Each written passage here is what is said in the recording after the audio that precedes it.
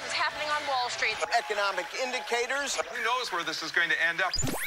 To understand the economy, you have to understand human nature.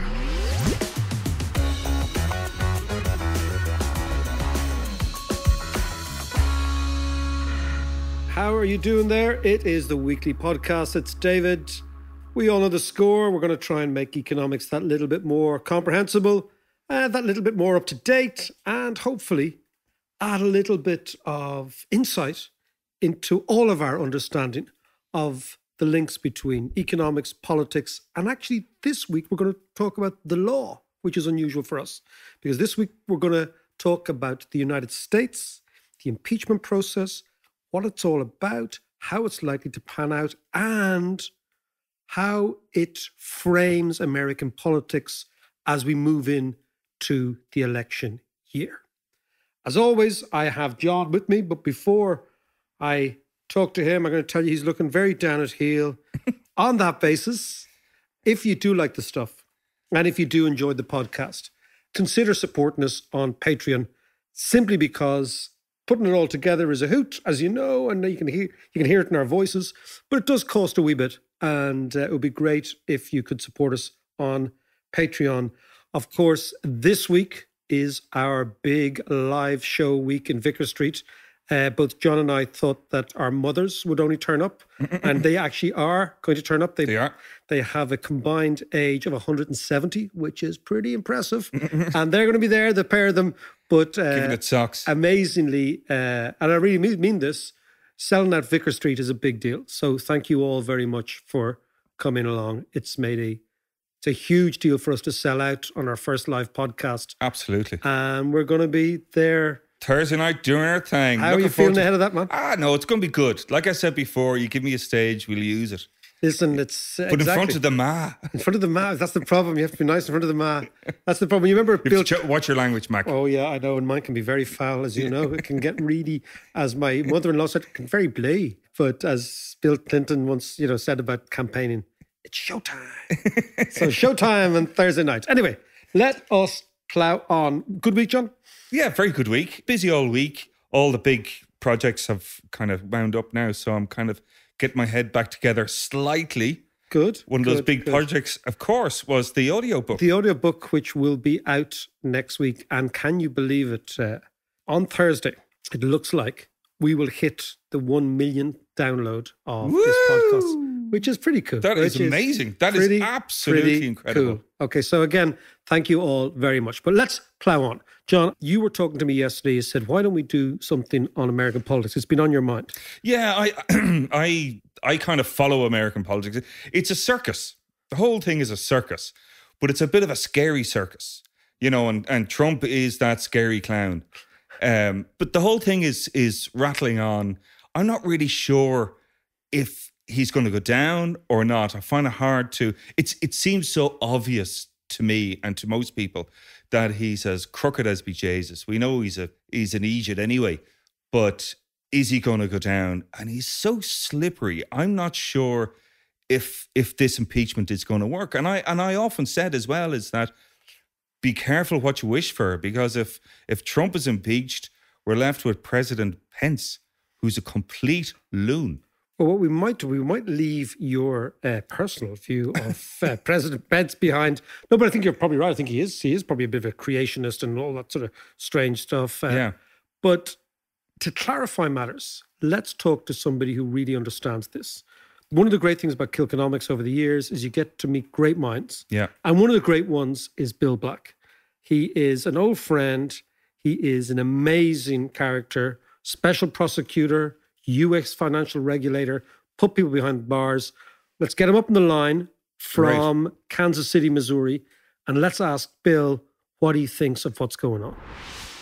Bill, how are you? Good to talk to you. I'm good, thanks. So, Bill, tell me, what is an impeachment? Impeachment is, if you're precise, is essentially like a grand jury that decides to indict someone, saying that there is probable evidence that they have committed a violation of the legal standard. In this case, impeachment is something we inherited from the Brits. It was used in our colonial period to remove royal officials, which the Brits didn't appreciate very much, who were acting corruptly and such. People don't know generally that the United States did not begin under the Constitution, but instead under the Articles of Confederation, where we had no head of state. It wasn't a true national government. It was, as the name implies, just a confederation of co-equal sovereign states. Didn't work very well. Decided they needed to create a strong executive. As soon as they created a strong executive, a president, they said, oh my God, that's what we had problems with, strong executives. How are we going to restrain them? And the answer they came up with was impeachment. Now, at this juncture, there were no federal laws. So they couldn't say, if you violate the following federal laws, you'll be impeached. So they used a more general phrase. And that general phrase was treason, bribery, and other high crimes and misdemeanors. But we have a lot of history that shows us some content as to what they meant. First thing they meant is it was up to Congress to define, not the courts. So this isn't reviewable by the courts. Second thing was they gave examples. And they said, okay, we're going to give broad presidential powers, but if the president uses those powers for corrupt purposes, then the remedy of impeachment is available. So in particular, we know from what's called the Federalist Papers, which is where our founders debated these things and proselytized about them, that they had in mind abusing the powers that are ordinarily legal by doing so for a corrupt purpose that was designed to help you, the president, rather than the nation. And second, they were worried about treasonous type things. Because remember, we had just come from the United Kingdom. One of our top generals had turned out to be a spy for the British. And we had senior officials who, in fact, the first impeachment action was against someone who was actually working with the British corruptly to try to seize part of the United States for the United Kingdom. Okay, excellent, Bill, because that has put it into brilliant historical context for me now. So tell me about Trump. He has done, on both these issues, he is allegedly to have enriched himself, or at least eventually enriched his own political career, and treasonously maybe undermine the interests of the state. So is it the two issues that they're going at him for, or just one? So the case against Trump, remember, this is only the grand jury stage. The actual trial, if by majority vote, the House of Representatives, acting akin to a grand jury, gives the equivalent of an indictment, which we call impeachment, then there's an actual trial in the Senate. And it's presided over by the Chief Justice of the U.S. Supreme Court. And that one requires a supermajority of 2/3. It's a simple majority in the House. That the Senate requires a 2/3 supermajority to actually convict, at which point you are typically removed from office. And impeachment has been used roughly a dozen times against various federal officials, mostly judges, 2 U.S. presidents, and most famously, of course, Nixon, who was not actually impeached because before the vote could be had in the House, a delegation of Republicans went to him, said, you're doomed in both the House and the Senate, and Tricky Dick decided to resign in those circumstances. The Democrats are trying to put together both of the core concerns that led the framers to put the impeachment clause in. So they're both saying you have corruptly used your powers for personal gain by going after your leading political opponent and trying to use the powers of the government to force yet another government, which has been the framers' concern, that other governments were getting involved in the United States in its very early stages. We were quite vulnerable to this. It happened several times In reality, it was in the forefront of their minds. And so Trump has blundered into something where he gets a foreign government to involve and allegedly, according to many people, to benefit not the Ukraine, but of course, Putin. And so the Democrats are well within the core of what those concerns were of the framers. So that's been intelligent on their part.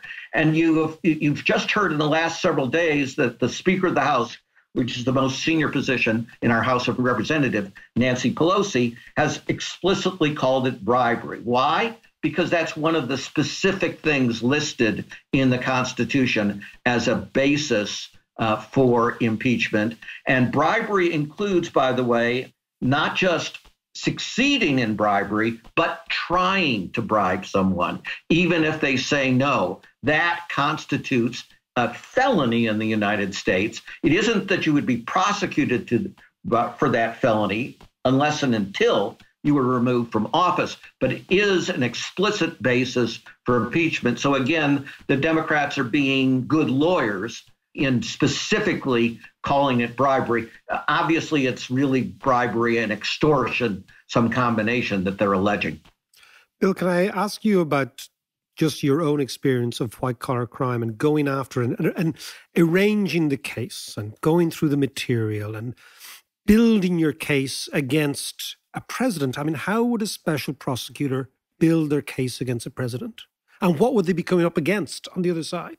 So a special prosecutor would have far more powers and would use them typically far more aggressively. And I played a small role in one of these special prosecutors. But as you said, I led many investigations of elite white-collar criminals. So a prosecutor would have a real grand jury. And in a real grand jury, the defendant's or the witness's lawyer is not allowed, even in the room, to give advice. If you seek any advice, you have to ask for a postponement and then go out and ask your lawyer something. And so, the grand jury is a very powerful thing, and it seeks not just your testimony, but all of your documents. So a normal special prosecutor would have never done what Mueller did in his investigation. They would have absolutely subpoenaed the president of the United States and forced him to either testify or in front of cameras say, I refuse to testify on the grounds that it might tend to incriminate me, which, politically could be suicide. For reasons that pass all understanding, Mueller allowed Trump to give written response to questions. And of course, the written responses are written by his lawyers. And so it's utterly useless. And everyone knew in advance it would be utterly useless. So what would I do? I would use the grand jury. I would bring in all these folks that are actually being brought in, but I would have all the documents. That would be the key difference. In the United States, we have much broader abilities than many countries to get the underlying documents. And what you have seen is the underlying documents are terrible for Trump. And then I would put Trump, on the stand and force him to either answer the questions or, as we call it, take the Fifth Amendment.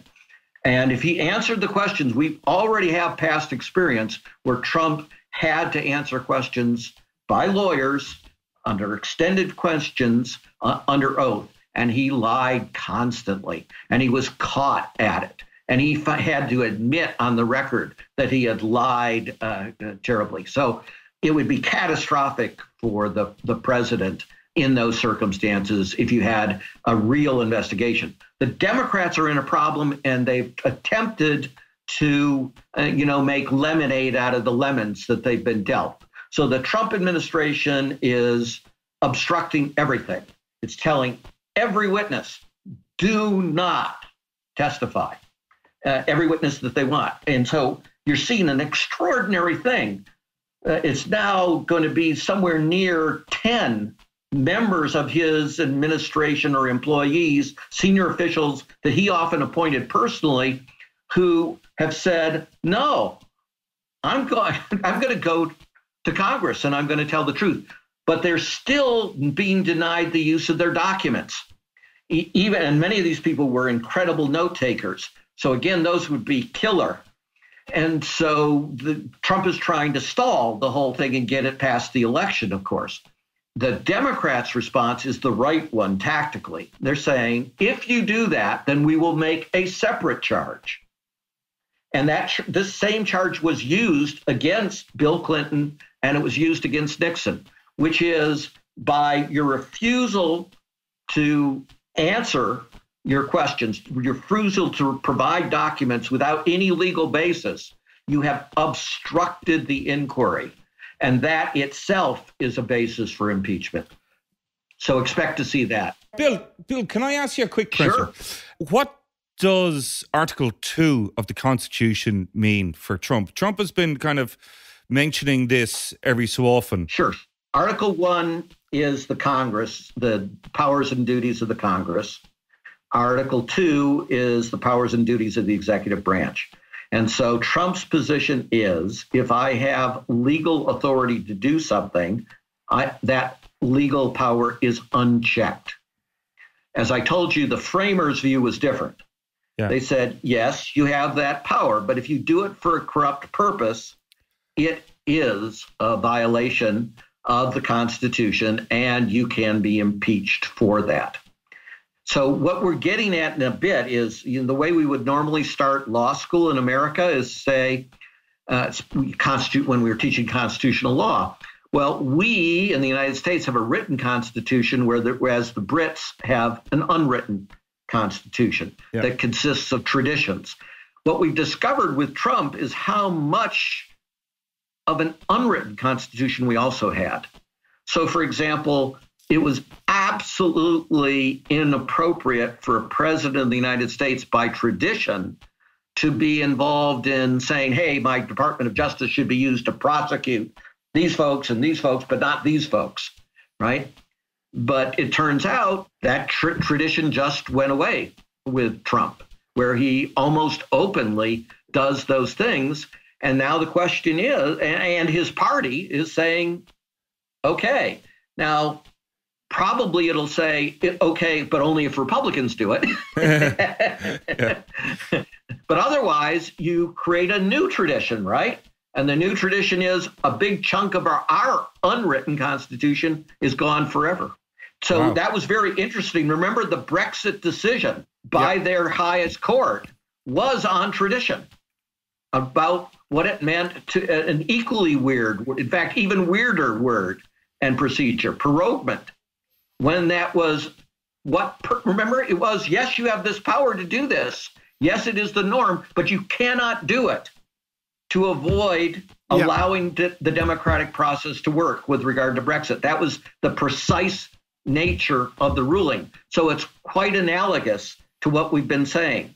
Yes, you have a power, but you cannot use it for corrupt purposes, was the decision of the High Court there. Okay, so what's your sense now, given all your experience, given your legal experience, given the fact that you've been at the center of something not exactly similar, but a huge, huge event in American public life, and you were on the side of the good guys. What's your sense of how this is going to play out? In the House, it's going to play out very badly for the president. And indeed, the biggest thing is, can the president take it psychologically? As you know, at the best of times, he has the thinnest of skins you can imagine for any person, and he lashes out in ways that are childish, basically tantrums and such. And he's done that. He did that stupidly and badly earlier about our former ambassador that he fired for absolute no good reason, smear. And she was the great anti-corruption person. His claim, of course, is that this is all about fighting corruption. He got rid of our best fighter against corruption instead. So Trump may do some spectacularly stupid things in response. The Democrats have finally figured out they have to get rid of this stupid 5-minute rule, which is, each member of the committee gets to ask 5 minutes of questions, and they rotate between Republicans and Democrats, and there's no cohesion, and it's easy as a witness just to stall them for 5 minutes and such. So now they do blocks questions, and the primary questioning is done by professional investigative litigator types, people like me and such. And so seeing vastly more effective questioning, you see witnesses that are incredibly, it's like they came out of Hollywood casting for being the best of America. And then you see the Republicans attacking them for, they just attacked somebody on the basis that he was born in the Ukraine.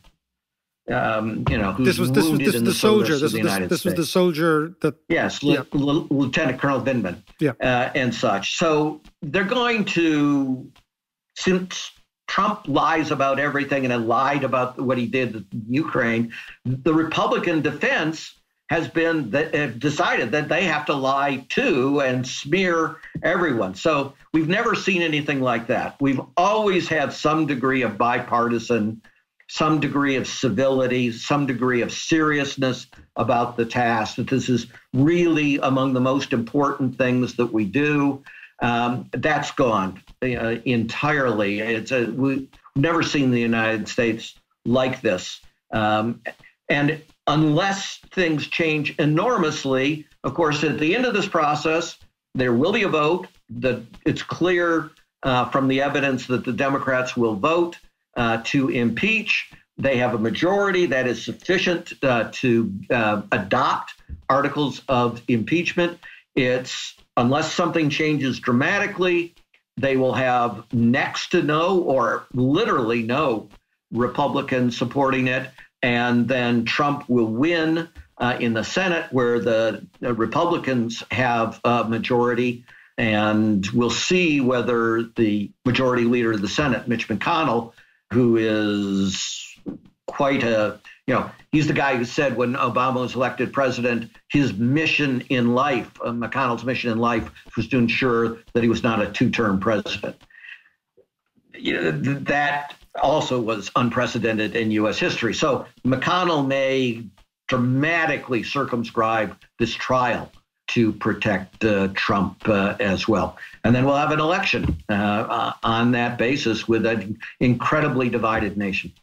Bill, thank you so much for succinctly analysing the issues and explaining your crazy situation to us mere mortals. Cheers, Bill. Bye. Cheers. Jesus, your man Bill is brilliant, isn't he? He's brilliant, and he really clarifies everything. But I suppose he did conclude that the Republicans will be partisan, first time ever, and the Democrats, although they might legally be right, they probably won't get rid of Trump. Okay, so come here, tell me this then. We're a year out from the election. The Democratic race during the summer was up to something like 20 candidates or something like that. Madness. Now it's been whittled down to about 3 or 4.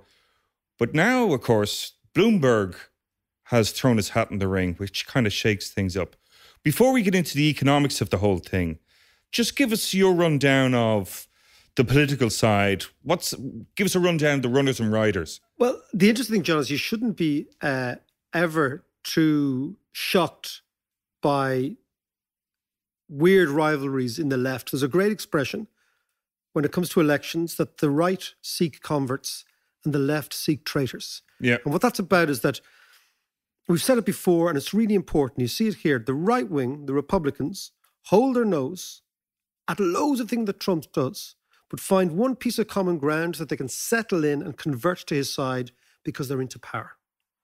The left, on the other hand, are in open war against themselves, right? So they're fighting against themselves all the time because the left always seek traitors before an election rather than galvanizing around one figure, which they will ultimately do. But right now, they are in civil war mood amongst themselves. They tear the party apart. They tear themselves apart. The left always do this. I've always it's something you see it in the Irish left, you see it in the British left.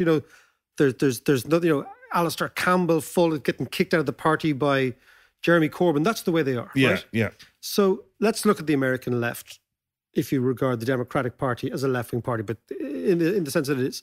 Obviously, this week, things have been blown apart by Bloomberg throwing his hat in the ring. Now, the thing about Michael Bloomberg, he was the mayor of New York. He brings $50 billion of firepower, his own firepower, to this election. And money really talks in the United States. He's also a really seasoned operator as the mayor of New York. He hates Trump as a fellow New Yorker.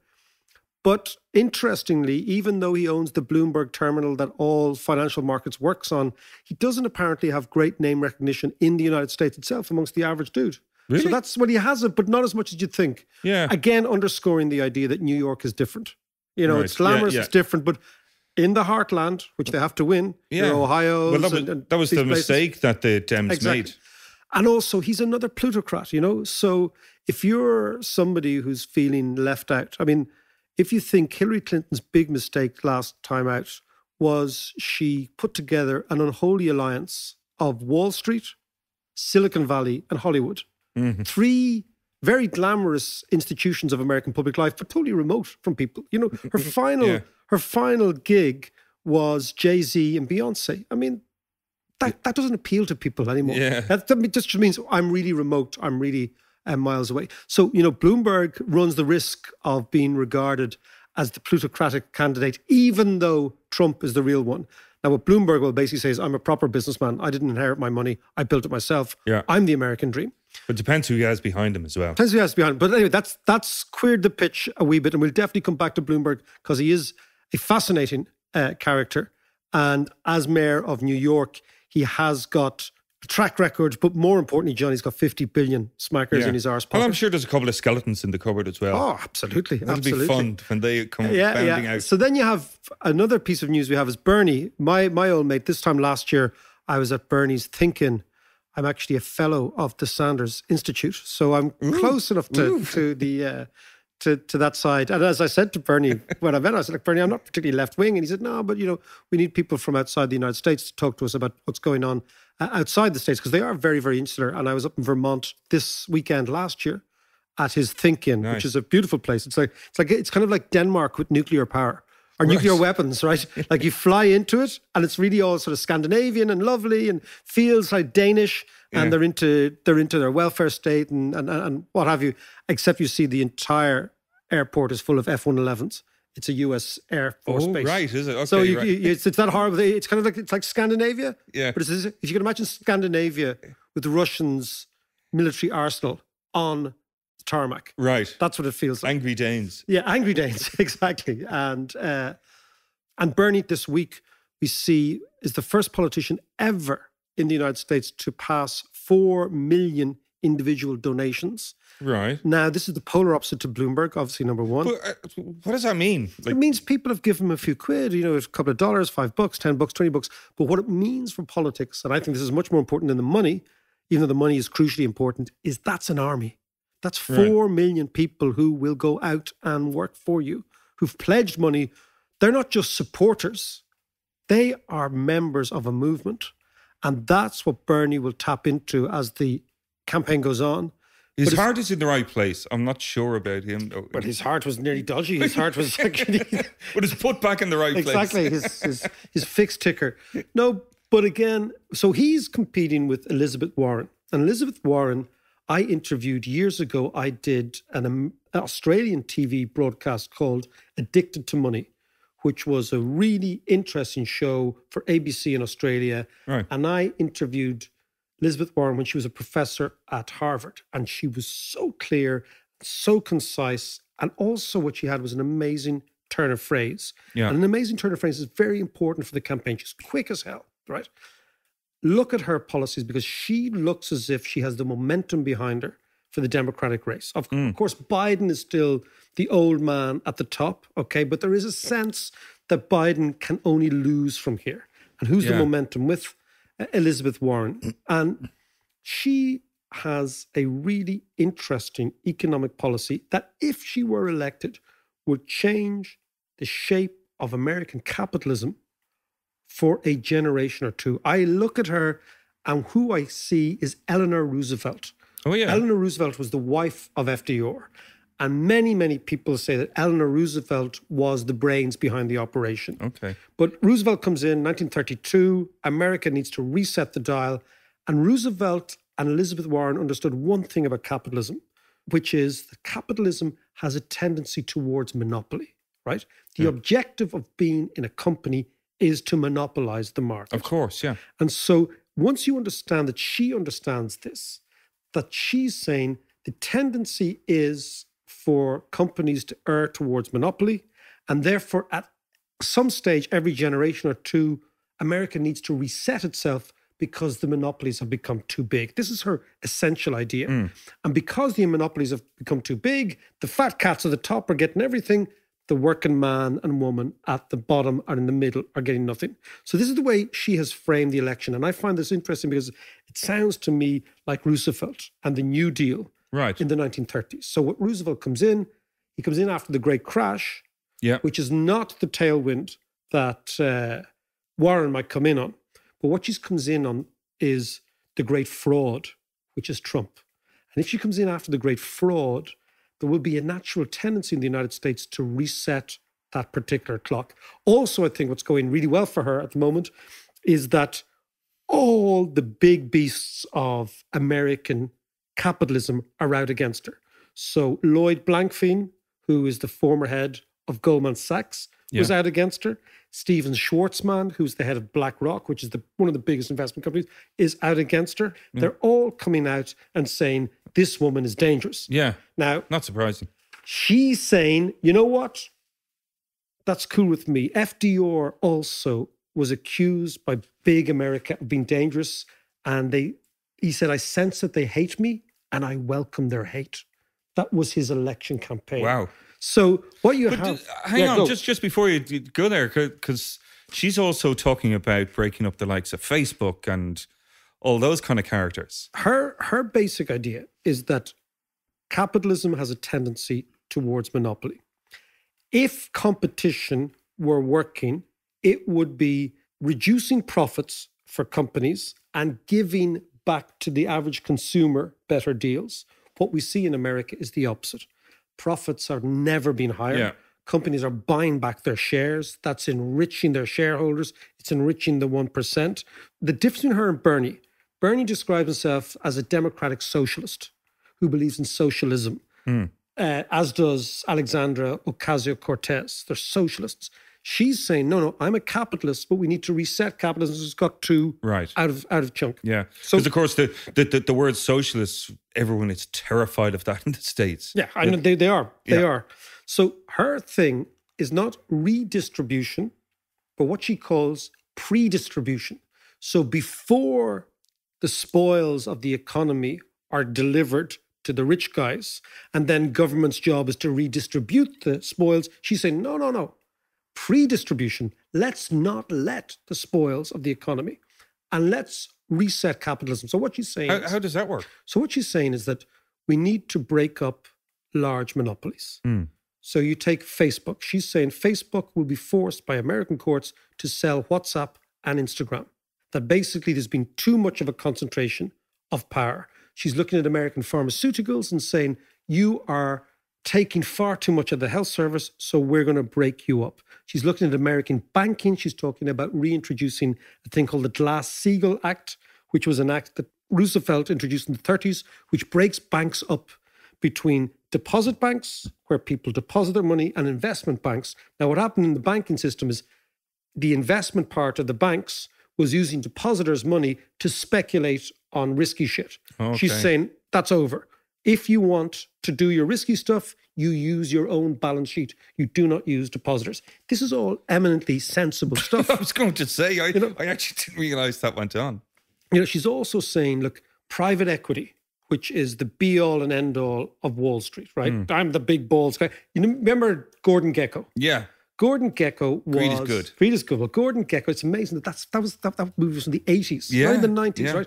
Oh, look at the garb and the get-up. I know. It's great. Big hair, big shoulders. We should get that shit on, man. I'd love a double-breasted suits, the whole thing. I think I still have one. But listen, Gordon Gekko, I don't know if you remember the plot line in Wall Street. I do, yeah. The row was between Charlie Sheen and his dad, Martin Sheen. Yeah. Martin Sheen was the union head of some airliner. Charlie Sheen was Gordon Gekko's go-to bagman. Yeah. This is before he became his own bagman in the bizarre hooker trade over in California, which he did, right? But if you remember the story, right, the drama was between the morality of Martin Sheen and Charlie, father and son. It was against the background of the deregulation of the American airline industry, where airlines all came up for sale, and guys like Gordon Gekko, who were predators, came in, bought the companies, private equity guys, right? Sort of vulture funds that own half of Ireland, right? Squeeze the asset, screw the workers, default on their pensions, and then sell on the now lean machine to another investor. That's their business model. And the morality play in the middle of it was the father and son relationship, right? What Warren is saying is those guys, the Gordon Geckos, those private equity guys, you can do whatever you want, but I'm going to tax you. Okay? Yeah. I'm going to tax you. I'm going to rein you in because you are in an era of deregulation. You are amplifying inequalities because you're sucking all the juice out of these companies. Actually, if you ever want to get behind Wall Street, there's an amazing book by Connie Brooks called The Predator's Ball. And The Predator's Ball was about the rise of Michael Milken, who was the king of these private equity guys. And it was a once-a-year ball of these big swinging dicks. And it is definitely an outrageous read. Right. It's really, really good. So what Warren is saying is, I'm going to go after all these types of fat cats, not because I want to, in order to tax them. What she's saying is, I'm going to tax the top 2% of American wealth households 15%.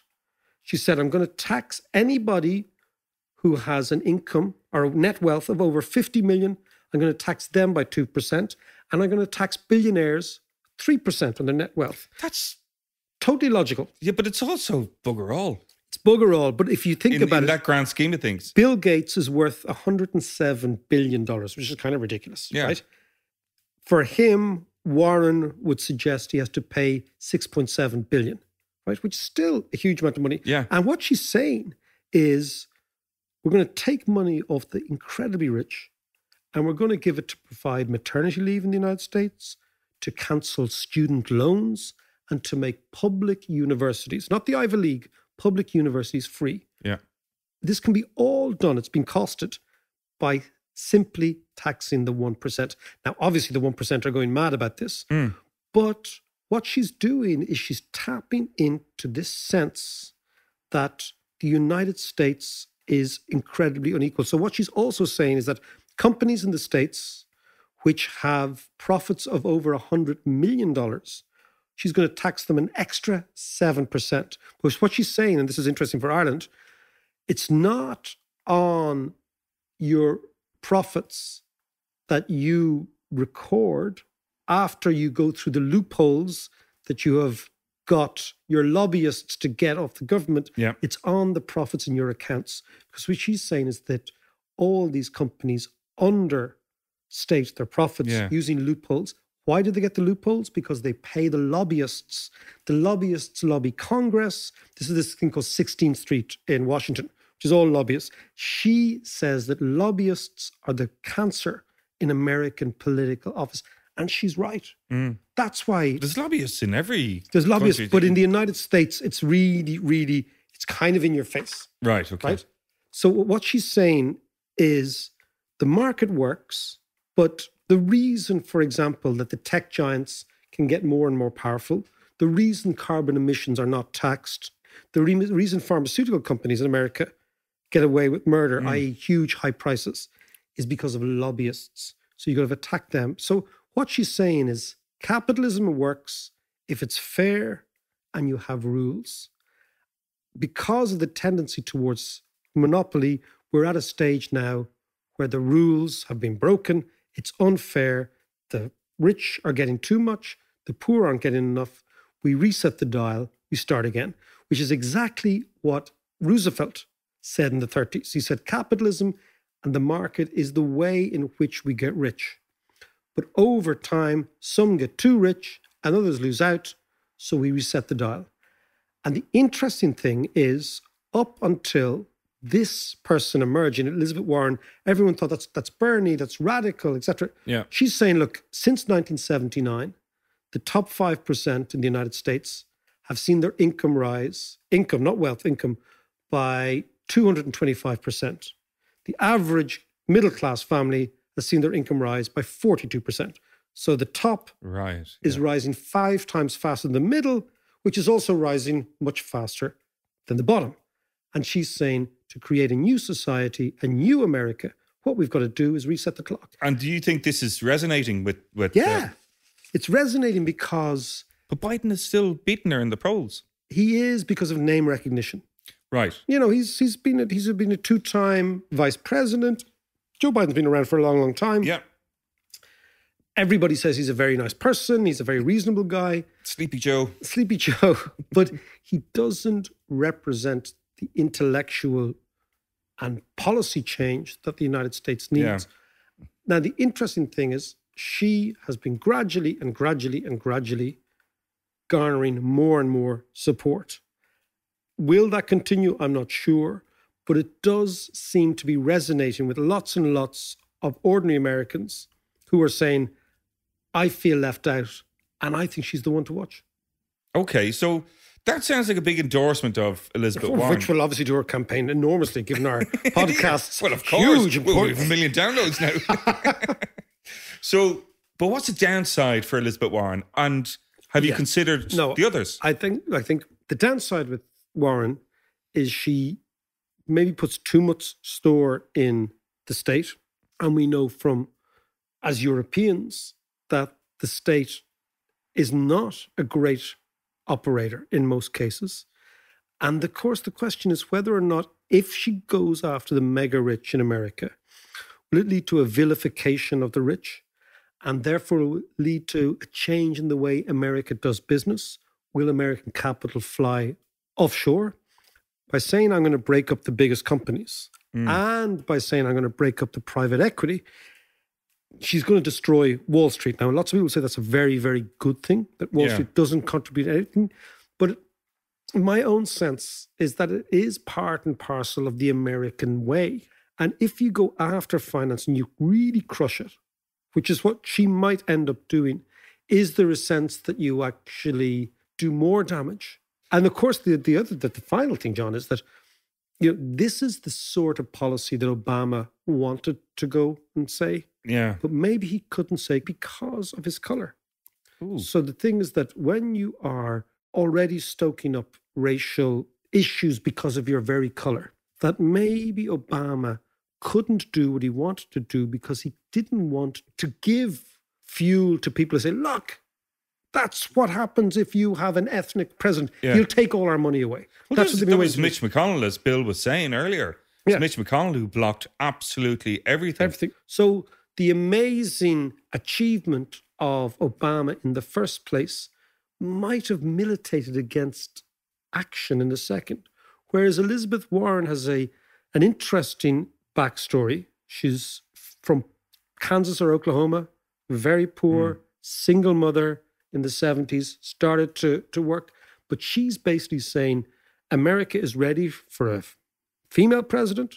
Yeah. Absolutely. Yeah, no, I think so. And it's ready for a radical reset of the capitalist button, which is different to Bernie's message, which is more, we've got to change the system. Yeah. And change the basic structure of the economy. She's saying, no, we've just got to make it fairer. Yeah, I just think that the whole thing will be thrown out the window depending on the result of this impeachment.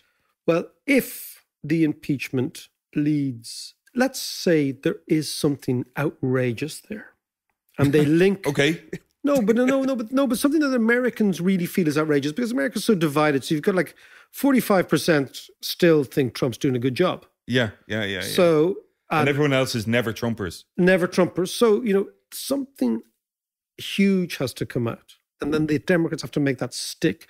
So if they can get something that maybe links the impeachment to Putin, for example, to Russia, and if they can actually get something which is on the area of treason, and if they can appeal to that patriotic military Republican base, which is very much America as the great superpower, and if they can find something, so let's say that happens, and he's impeached, and he brings down Pence with him, then you're into a situation where whoever is in the lead now in the Democratic Party, or those two beasts who are in the lead, which is Biden and Warren, fight it off very quickly. And you have a situation where the entire process becomes accelerated, totally contaminated by the impeachment.